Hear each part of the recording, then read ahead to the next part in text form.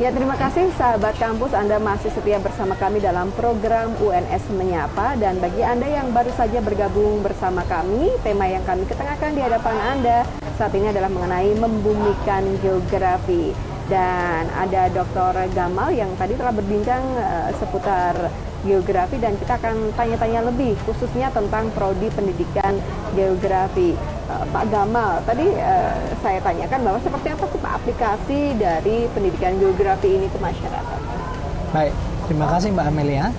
Pada dasarnya pengembangan prodi pendidikan geografi yang pertama di bidang pendidikan jelas ya. Di bidang pendidikan kami tidak lepas dari 4 kepakaran tadi. Kelompok kepakaran pendidikan, kelompok kepakaran human geography, kelompok kepakaran physical geography, dan kelompok kepakaran teknik geografi. Nah, 4 kelompok kepakaran ini kami dalam tanda petik kami menyiapkan mahasiswa menjadi calon-calon guru yang profesional. Nah, kalau dia diam saja, kalau istilah sekarang adalah mahasiswa kupu-kupu, kuliah pulang, maka dia insya Allah jadi guru geografi. Iya, baik. Dengan tunjangan sertifikasi guru dan sebagainya.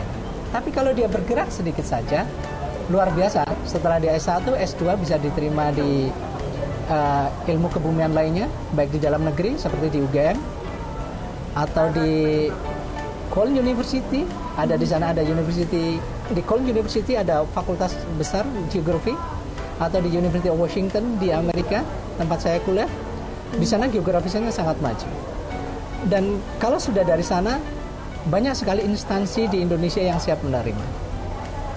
Mantan Menteri Koordinator Kelautan kemarin adalah orang geografi. Luar biasa sekali. Ya, jadi geografi banyak sekali bidangnya, diantaranya di Badan Informasi Geospasial. Badan Informasi Geospasial itu setara dengan kementerian, itu hampir semuanya adalah orang geografi.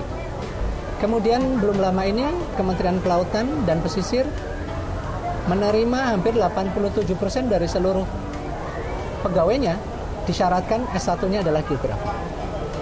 Jadi luar biasa terbuka untuk peluang kerjanya ya.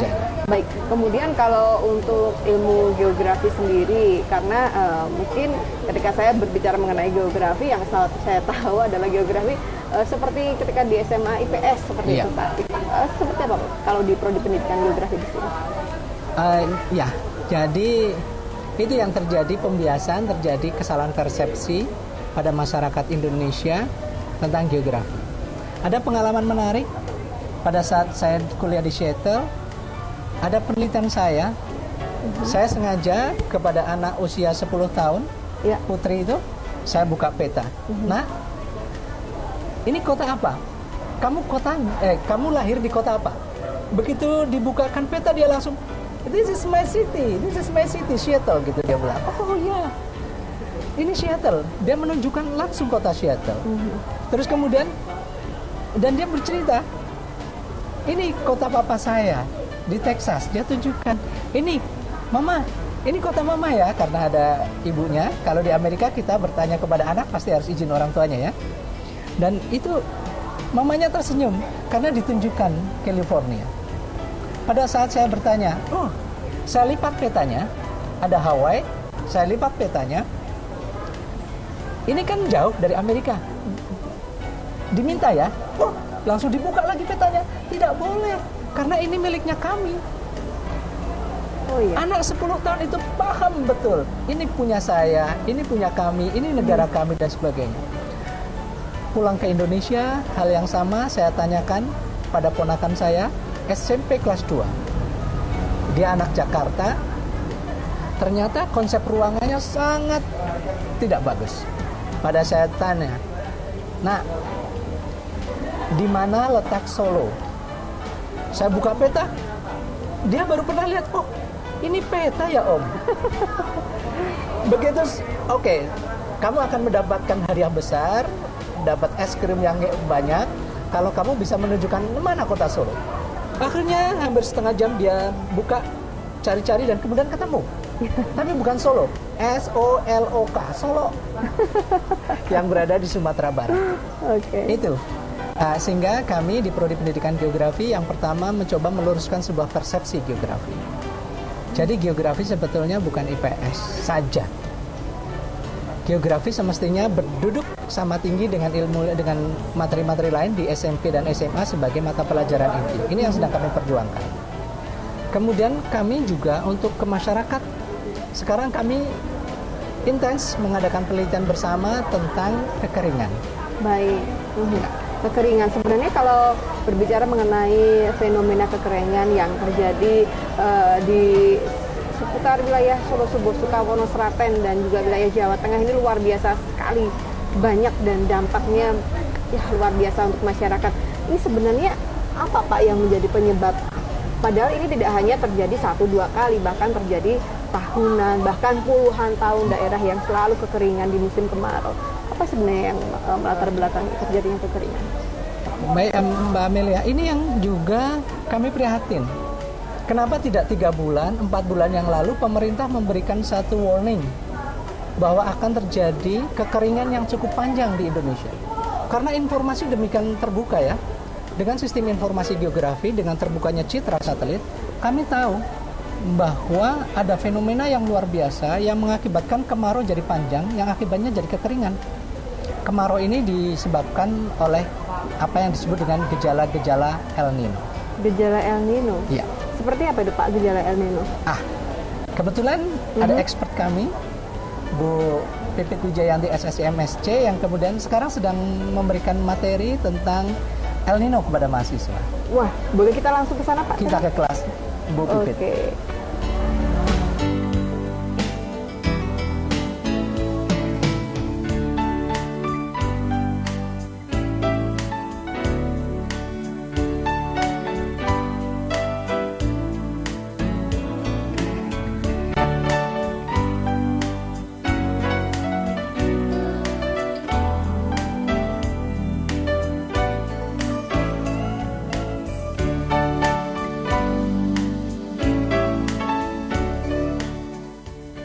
Kita akan membahas tentang apa itu El Nino ya. Kalau sekarang isunya kan El Nino sangat sangat signifikan dengan kondisi daerah kita.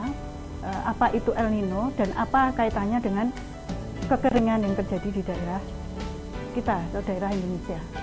Kita lihat bahwa ini adalah citra satelit tebaran temperatur ya, tahun 2015. El Nino adalah peristiwa ya, menghangatnya air permukaan bumi, temperatur, sehingga ini akan berimbas kepada daerah di sekitarnya. Penghangatan ini terjadi di daerah sekitar Samudra Pasifik atau Ekuador atau biasa di daerah Peru. Nah, sebelum ke apa itu imbasnya, kita lihat siklus Walker. Nah, ini siklus Walker pada kondisi normal. Pada kondisi normal adalah siklusnya seperti ini. Daerah ini adalah tekanan rendah, tekanan tinggi, dan ini di daerah kita mempunyai daerah yang relatif hangat sehingga mengalir ke daerah kita. Nah, efeknya adalah angin yang bergerak ke sini itu membawa uap air sehingga di sini terjadi evaporasi yang signifikan untuk terjadinya hujan. Nah, pada kondisi ini sehingga daerah sini akan terjadi hujan. Nah, berbeda dengan di saat terjadi El Nino. Saat terjadi El Nino adalah seperti dalam satelit tadi, di sini terjadi pemanasan permukaan air laut, kondisi yang tidak normal. Kemudian sehingga di daerah kita terjadi titik tekanan tinggi. Nah, sehingga karena angin bergerak dari tekanan tinggi ke tekanan rendah mengakibatkan angin bergerak dari daerah kita menuju ke Ekuador tadi. Ya. Efeknya apa? Efeknya adalah karena angin bergerak dari dari barat ke timur, sehingga ini membawa uap air berada di daerah ekuador. Karena di sana pemanasan yang sangat kuat, kemudian evaporasinya juga besar. Ketika evaporasi besar akan menimbulkan awan, terbentuknya awan. Saat terjadi kondensasi maka akan hujan. Nah, ini. Tetapi ini juga bergerak ke sana sehingga daerah Indonesia dan Australia itu yang terdampak El Nino ya, itu tidak akan atau sedikit timbul awan. Nah, ini bisa dilihat di gambar ini ya, ini bergerak. Ketika ini dari Ekuador bergerak ke barat, nah ini sudah tidak membawa awan lagi ya, karena sudah hujan di daerah ini. Dan efeknya seperti apa? Efeknya adalah di sini terjadi kekeringan, atau karena kekeringan, atau bisa juga kebakaran. Ya. Kemudian di daerah barat, timur, itu terjadi sebaliknya, fenomena El Nino. Bisa dipahami sampai sini.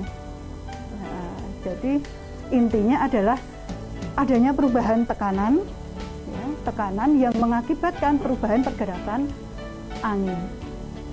Nah, yang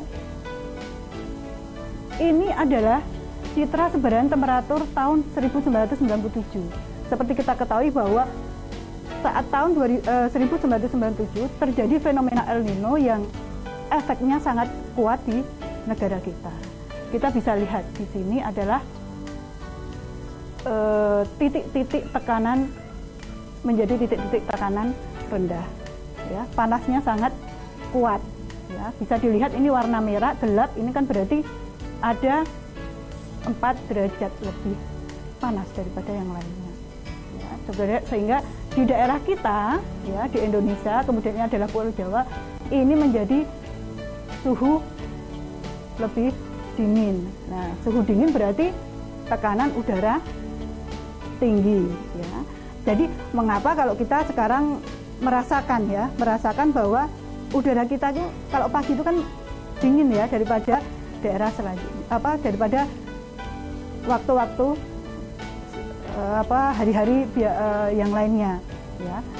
Dingin kalau waktu Juli sama Agustus itu normal. Normal karena apa? Karena posisi matahari berada di apelium, posisi jauh dari bumi ya, yang dinamakan apelium. Tetapi pada bulan September kita masih merasakan dingin ya, itu karena pengaruh dari El Nino ini ya. Ini dingin, pembentukan awan menjadi berkurang, evaporasinya kan sedikit ya, sehingga awan yang terjadi di atas itu akan berkurang. Kalau sumber hujan itu awan berkurang, maka untuk terjadinya hujan akan semakin peluangnya akan menjadi lebih sedikit. Nah, ini sehingga ini menjadi kurang untuk terjadinya hujan.